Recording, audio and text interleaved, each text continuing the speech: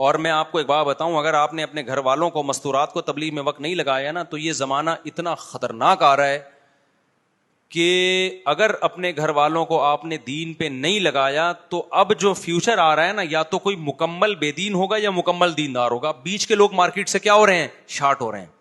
پہلے مردوں میں بھی عورتوں میں بھی تھوڑا سا دین تھوڑی سی بے دینی وہ قابل برداشت تھا. اب جو نیا زمانہ آ رہا ہے نا, جو بے دینی کی طرف جا رہا ہے وہ مکمل برباد ہو رہا ہے. فحش فلمیں, زنا اور یہ سب کچھ, یعنی ساری حدود ختم ہو رہی, اور جو دین کی طرف آ رہا ہے وہ مکمل آ رہا ہے.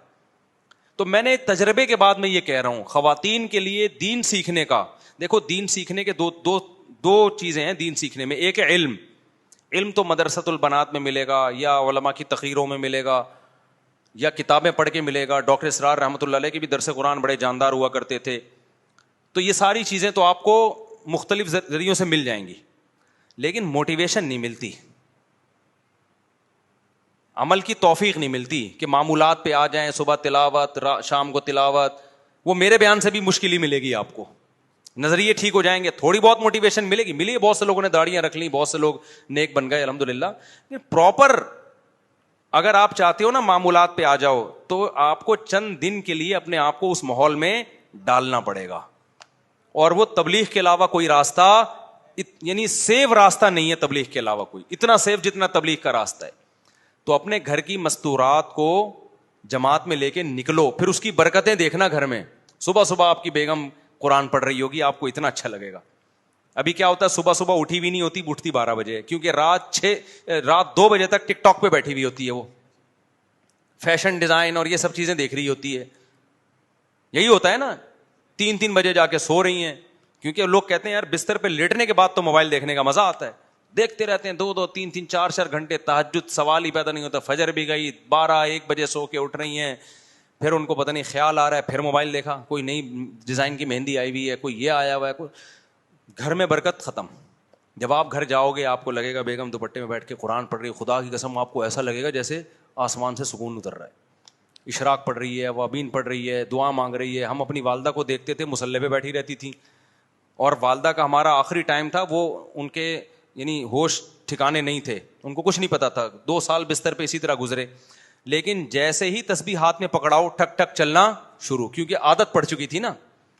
میرے بھائی سورہ یاسین پڑھتے تھے, آخری لفظ چھوڑتے تھے تو والدہ کی زبان سے نکل آتا تھا آخری لفظ.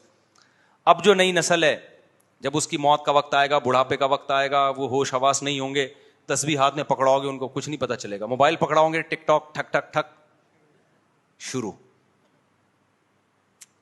جو چیز زندگی بھر کی ہو بڑھاپے میں وہی ہوتی ہے. تو گھر میں برکت چاہتے ہو, دینداروں کے گھروں میں جاؤ, ایک الگ ہی سکون ملتا ہے بھائی جی, ایسا روحانیت ملتی ہے. تو یہ سب کچھ چاہتے ہو تو اپنے گھر والوں کو تبلیغ میں نکالو, گھر کی مستورات کو بھی لے کے جائے. اور پھر تبلیغ میں مستورات کے قوائف ہیں, چھوٹا بچہ ہے تو پھر نہیں وہ لے جا سکتے.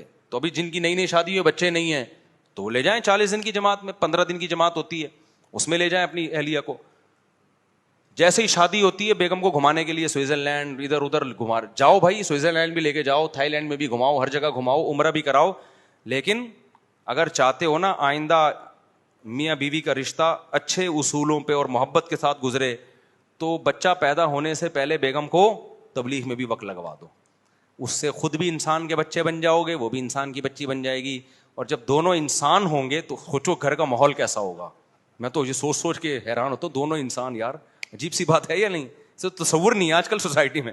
وہ اس کو گدھا کہہ رہا ہوتا ہے, وہ اس کو, میرے پاس جو جھگڑے آتے ہیں نا وہ اس کو ایسی سی گالیاں میں بھی ایک دوسرے کو دے رہے ہوتے ہیں, ممبر پہ دے نہیں سکتا. ہمارے ایک صاحب تھے, وہ ابھی ایسا نہیں کہ وہ سمجھ جائیں, تو ان کی بیگم کا فون آیا, وہ یونیورسٹی کے پروفیسر تھے, بیگم کا فون آیا, وہ ان کو جو گالیاں دے رہی تھی نا وہ ہمیں آواز آ رہی تھی کہ گالیاں دے رہی ہوتی ہیں خواتین کہ مائک بند بھی ہوتا ہے پھر بھی آواز آتی ہے. اب وہ شرمندہ ہو رہے ہیں نا ہم سے, وہ کیا گالیاں تھیں بھی چھوڑو میں. تو وہ کہہ رہے ہیں دیکھیں ایکچولی آپ تھوڑا دیکھیں بیگم تھوڑا زیادہ ہو گیا ہے, آپ اپنی لمٹ کراس کر رہی ہیں. وہ اس طرح اس کو سمجھا. اصل میں اس کا بھی دل چاہ رہا تھا میں بھی یہاں سے وہی گالیاں نکالوں, لیکن ہمارے احترام میں بڑی تمیز سے, دیکھیں اب آپ لمٹ کراس کر رہی ہیں, یہ الفاظ مناسب نہیں ہے. ہمیں اس پہ ہنسی آ رہی تھی, یار ہماری وجہ سے بیچارہ گالی بھی نہیں دے سکتا, وہ دبا کے گالیاں دے رہی ہے, اور اس کو اندازہ ہو رہا ہے کہ یہی سن رہے ہیں گالیاں. بیگم کو اندازہ نہیں تھا کہ اتنی چیخ کے دے رہی ہوں کہ ساتھ میں بیٹھا ہوا بندہ بھی سن رہا ہے. تو وہ یہ کہہ رہے ہیں دیکھیں آپ لمٹ کراس کر رہی ہیں, آپ دیکھیے کہ یار اتنا نیک شریف آدمی, اتنا سلجھا ہوا آدمی ادھر سے گالیاں دے رہی ہے, اور یہ کہہ رہے دیکھیے آپ اپنی لمٹ کیا کر رہی ہیں. بیگم یہ زیادتی ہے, یہ کیا ہے, یہ زیادتی ہے.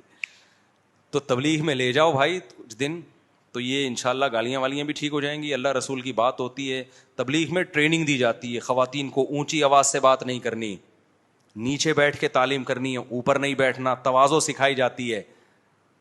تو 3 دن لگاؤ گے پتہ چلے گا, ماحول تبدیل ہوگا, پھر خرابی آنے لگی دوبارہ چلے جاؤ.